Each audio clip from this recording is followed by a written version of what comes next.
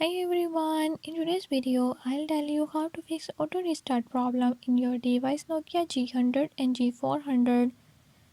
In this video I'm gonna tell you how to fix this problem.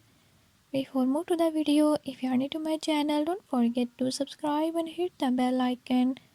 Watch complete video and learn I can do it. Let's watch the video.